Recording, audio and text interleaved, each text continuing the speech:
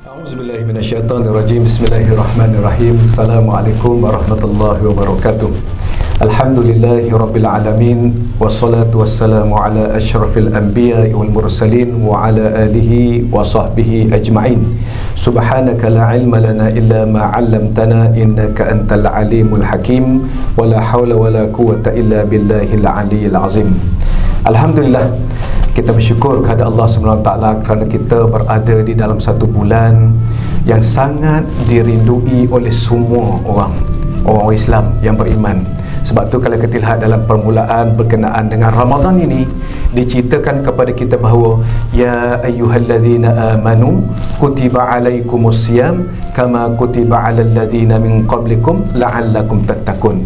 Wahai orang-orang yang beriman, maknanya kepada kita bahawa bila datang Ramadan ini, bagi orang beriman, mereka diwajibkan kepada mereka sebab mereka faham bahawa dengan keimanan dan kesungguhan dalam mengerjakan ibadat puasa di bulan Ramadan ini memberikan pada mereka begitu banyak fadilat dan pahala yang diberikan oleh Allah Subhanahu Wa Taala.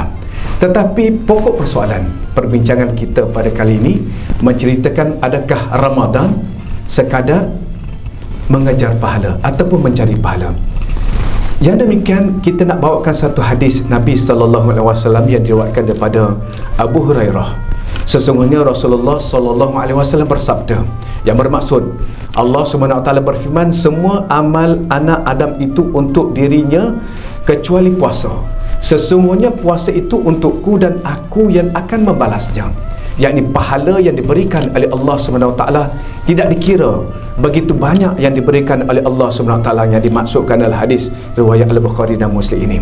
Tetapi apa yang kita nak diceritakan di sini bahawa apa yang sebenarnya matlamat kita berpuasa? Apakah yang dimaksudkan dengan kita berpuasa? Adakah kita berpuasa atas dasar apa? Kerana kesihatan, kerana pahala, ataupun kerana kebiasaan menjadi rutin ibadat kita bila datang bulan Ramadan kita berpuasa, ataupun kerana kesihatan, ataupun kerana nak mengejar begitu kewangan dari segi pendapatan dan sebagainya, berniaga dan sebagainya. Itu yang kita nak lihat pada ini. Sebenarnya kalau kita melihat bahawa di dalam ayat yang saya sebutkan tadi, wahai orang yang beriman, diwajibkan ke atas kamu berpuasa sebagaimana diwajibkan kepada mereka yang sebelum ini agar kamu bertakwa. Melihat awalan ayat ini begitu jelas menceritakan kita bahawa puasa mesti dilaksanakan yang pertama atas dasar iman. Di mana kalau kita lihat niat berpuasa mestilah kerana Allah. Itu yang paling utama. Bukan kita tak nak kejar pahala, bukan kita tak nak kejar fadilat, bukan kita tak nak kejar kelebihan-kelebihan yang berada di pada bulan Ramadan, tetapi kita naklah letak yang utama di sini bahawa kita berpuasa atas dasar iman, atas dasar kerana Allah Subhanahu Wa Taala, dan fadilat, rahmat, kelebihan pahala itu akan datang bila kita semuanya membuat suatu amalan berdasarkan kepada keimanan dan berdasarkan niat kita yang ikhlas kepada Allah Subhanahu Wa Taala.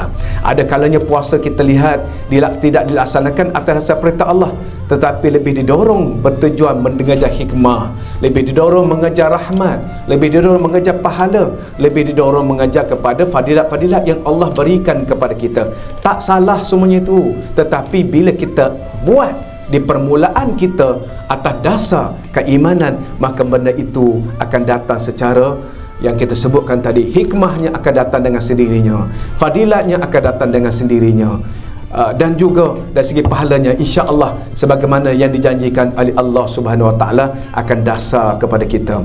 Jadi kalau kita lihat bahawa memang banyak pahala yang diberikan oleh Allah Subhanahu Wa Taala di sepanjang bulan Ramadan, sehingga kan ada hadis-hadis yang banyak walaupun tidak secara kita sebutkan bahawa hadis itu dari segi amalan yang boleh kita terima bahawa di mana disebutkan bahawa pada permulaannya rahmat, pada pertengahannya maghfirah dan itqun minan nar, dibebaskan lima.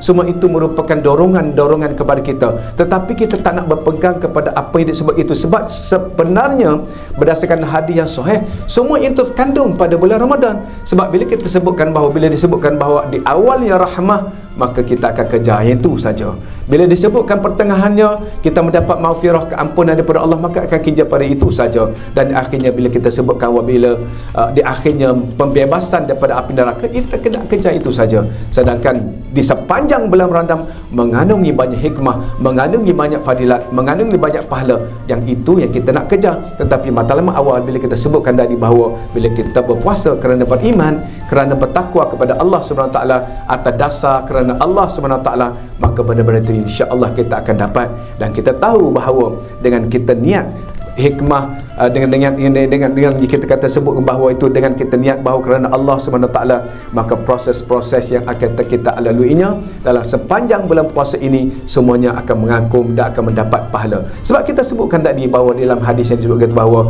Allah SWT sebut bahawa pahala puasa ini Allah sendiri yang akan memberi ganjarannya. Maka kalau kita niat kerana Allah SWT, maka Allah yang menilai kita, bukan makhluk yang menilai, maka ganjaran pahala itu akan diberikan setimpal dengan apa yang kita lakukan sepanjang kita mengerjakan ibadat puasa.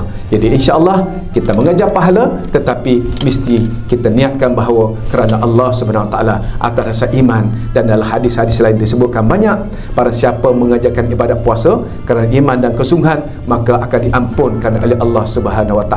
Itu adalah pahala yang diberikan oleh Allah. Bukan itu saja, banyak lagi fadilat pahala yang akan disebutkan. InsyaAllah bersama-samalah kita mendirikan, mengerjakan ibadat puasa ini dengan niat ikhlas kerana Allah SWT, bukan kerana kita nak jadi sebagai hamba-Nya, kita nak jadi kepada Allah, bukan kita jadi hamba kepada ibadat-ibadat yang kita sebutkan tadi sepanjang bulan dengan itu, tapi kerana Allah SWT. Wallahu a'lam. Assalamualaikum warahmatullahi wabarakatuh.